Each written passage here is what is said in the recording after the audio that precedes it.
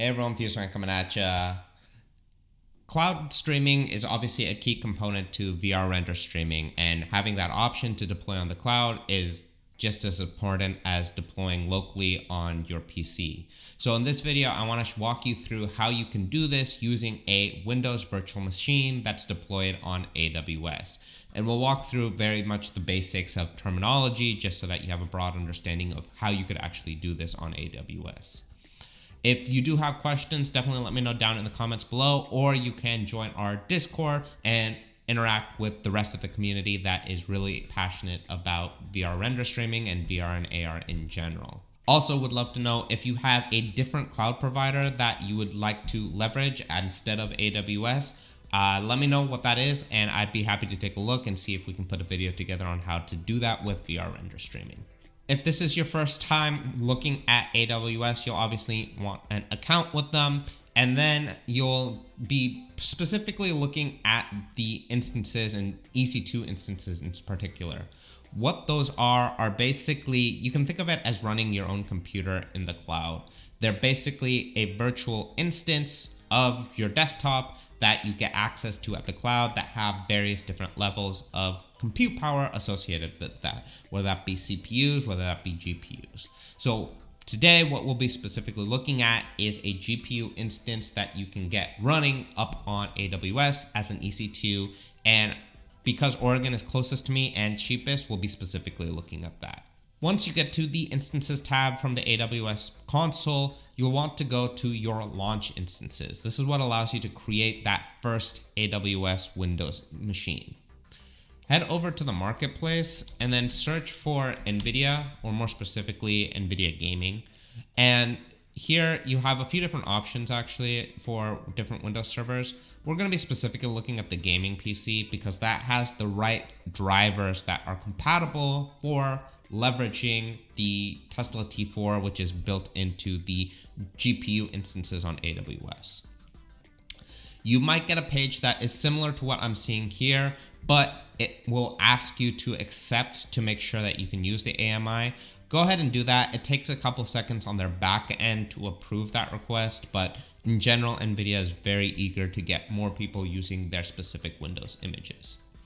You also get a list of costs associated. We're going to be actually specifically looking at the G4DN, so you can see that that comes to 71 cents an hour. In our next video, we'll actually be taking a look at Linux, and when we do that, you'll actually see that it's a lot cheaper to deploy a Linux instance. But this is what it takes just to quickly get set up with a Windows image. So here's our instance types. If we go ahead and scroll all the way down, you'll see all the GPU instances here. Now, by default, you might not have access to deploy a G4 instance on AWS, especially if you're creating an account for the first time.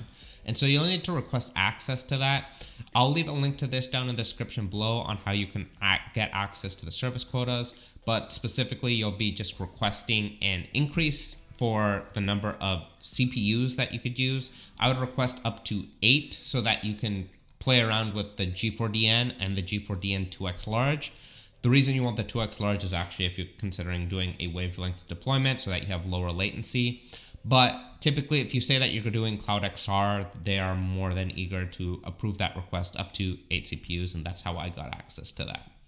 So I already have access, so I'm going to be going ahead and moving forward with the G4DN.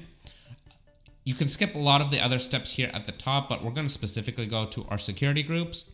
And more specifically, when you create your first instance, make sure you have the RDP in because that's what's going to allow you to get access to your Windows instance.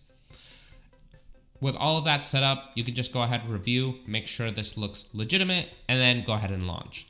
I've actually gone ahead and launched one for us already because it does take several minutes to get that up and running.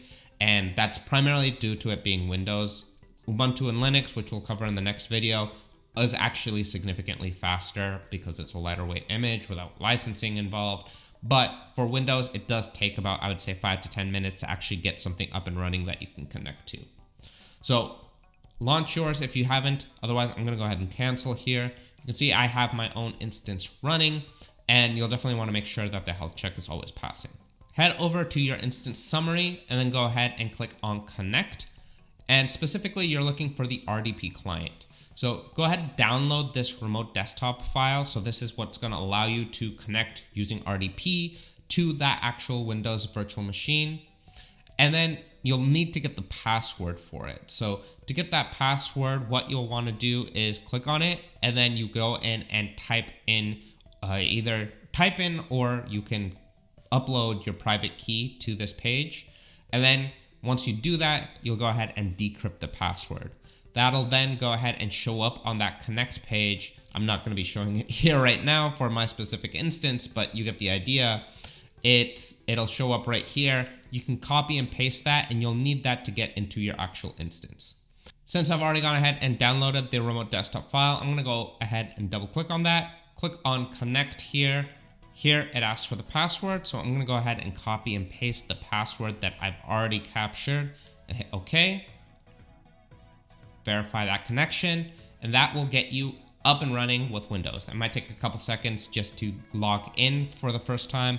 You can see I've actually gone ahead and done that already because I wanted to get my files already uploaded and verified here, running here within Windows. So here you can see I've already uploaded a build of VR render streaming. To get that build, it's just as simple as going into your build settings for a VR render streaming project and clicking on build. Specifically here in Unity, it's going to be on the Windows as your target platform, and then make sure you have x86 64. You can see here I was actually playing around with Linux, which we'll do in the next video, but definitely make sure that you are targeting Windows, and then just hit build. That will output the actual project files. And then once that happens, go ahead, zip that up, and then you can upload that in any fashion to your actual Windows VM. In my case, I actually ended up using Google Drive, but you can use whatever you want. While that is ultimately loading in the background, let's go back to our Windows virtual machine here, and we'll want to go ahead and extract these files, and that should just take a quick second. And this is basically all of the contents for our actual executable. See here, we actually have the Unity logo for our test VR application, and then you just go ahead, pop that open. That will take a few seconds to load up, but once it does, you will now have your VR render streaming application running in the cloud. You can see here, I was actually playing around with the HDRP as our test environment. Now, if you head to FusedVR.com/rendering in your browser, let's say locally, right? You go ahead and connect. You can now see that we are connected to that HDRP test VR settings. And one thing I will mention here is I do recommend, if you're testing this out, close out the remote desktop connection, as that does eat a lot of the bandwidth that you don't really need to.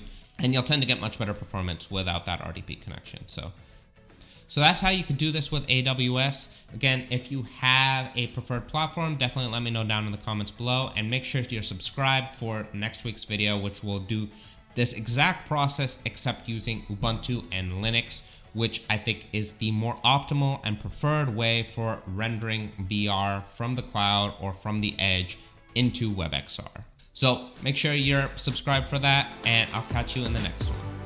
This has been FusedVR, and I'm signing out.